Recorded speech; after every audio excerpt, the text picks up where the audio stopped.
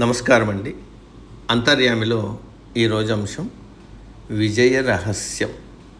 మనకు అందించిన వారు డాక్టర్ బండి సత్యనారాయణ గారు. వివరిస్తున్నది మీ విజయభాస్కర్. కష్టాలకు ధనవంతులని పేదవారని భేదం ఉండదు. కష్టం ఎవరికైనా వస్తుంది, ఎప్పుడైనా వస్తుంది. అయితే ఏ కష్టమైనా కలకాలం ఉండిపోదు. అలా ఉండిపోతే ఈ సృష్టి ఎలా ఉండేదో కాదేమో. ఈ గాలికి మేఘాలు కొట్టుకుపోయినట్టు కష్టాలు మెల్లగా తొలగిపోతాయి. కాకపోతే వచ్చిన కష్టం కనుమరుగయ్యే వరకు మనం సహనంతో ఉండాలి. స్త్రీ గర్భం దాల్చింది మొదలు ప్రసవం అయ్యే వరకు ఎంతో జాగ్రత్తగా ఉండాల్సి వస్తుంది. అందుకే ప్రసవాన్ని పునర్జన్మ అన్నారు పెద్దలు. తన ప్రతి కదలికలోనూ గర్భంలోని శిశువును దృష్టిలో పెట్టుకుంటుంది. 1, 2, 9 నెలలు ఆ స్త్రీమూర్తి ఓపిక పడుతుంది. పండంటి శిశువుకు జన్మనిస్తుంది. ఇది ఒక్క స్త్రీమూర్తికే సాధ్యమైన సహనం. అందుకే ఆమెను భూమాతతో పోల్చారు. గౌతమ బుద్ధుడికి జ్ఞానోదయం ఒక రోజులో కలిగింది కాదు. సుమారు 6 సంవత్సరాలు ఏకాగ్రతతో ధ్యానం చేశాడు.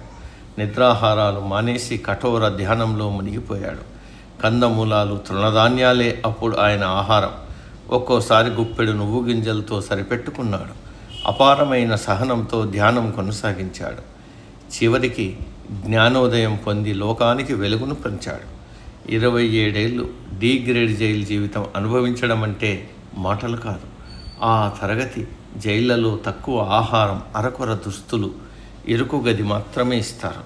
కుటుంబ సభ్యుల నుంచి 6 నెలలకు ఒక ఉత్తరం మాత్రమే అందుకోవచ్చు. అలా నెల్సన్ మండేలా 27 ఏళ్ళు జైలు శిక్ష అనుభవించారు. ఆ సహనం ఆయనను దక్షిణాఫ్రికా ప్రజలకు ప్రియతమ అధ్యక్షుణ్ణి చేసింది. లాంగ్ వాక్ టు ఫ్రీడమ్ పుస్తక రచయితగా మార్చింది. అంత అందం సీతాకోక చిలుకకు ఊరికే రాలేదు. తన పుట్టుక వెనుక ఎంతో సహనం ఉంది. గుడ్డు లార్వా అవుతుంది, తర్వాత అది ప్యూపాగా మారుతుంది. అప్పుడు అందమైన రెక్కలతో సీతాకోక చిలుక మనకు దర్శనమిస్తుంది. ఒక జన్మ కోసం 4 సార్లు పుడుతుంది సీతాకోక చిలుక. కష్టాలను అధిగమించడానికే కాదు, విజయం సాధించడానికి కూడా సహనం చాలా అవసరం. విత్తనం మట్టి పొరల్లో చాలా కాలం వేచి ఉంటుంది. వాతావరణం అనుకూలించినప్పుడు మొలకెత్తి మానై పూలు ఫలాలతో వర్ధిల్లుతుంది. ఏ విజయము వడ్డించిన విస్తరి కాదు, ఒక రోజులో వచ్చి పడేది కాదు. ప్రతి విజేత వెనుక వారి అనంత సహనశక్తి దాగి ఉంది. కార్య సాధనలో అవరోధాలు సహజం. తుది విజయానికి సహనమే తిరుగులేని సాధనం. మహాత్ములైన మామూలు మనుషులైనా ఎవరికైనా సరే కష్టాలు వస్తాయి. కాస్త ఓపిక పడితే అవి మనల్ని మరింత ధైర్యవంతులుగా, బలవంతులుగా చేస్తాయి. కాబట్టి జీవితంలో ఎప్పుడూ సహనాన్ని కోల్పోకూడదు.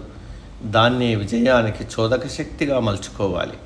సహనం వహించడం అంటే కేవలం వేచి చూడటం కాదు, వేచి ఉండే సమయంలో మంచి వ్యక్తిత్వాన్ని నిలుపుకోవడమని బుద్ధుడి మాటలను జ్ఞప్తికి ఉంచుకోవాలి.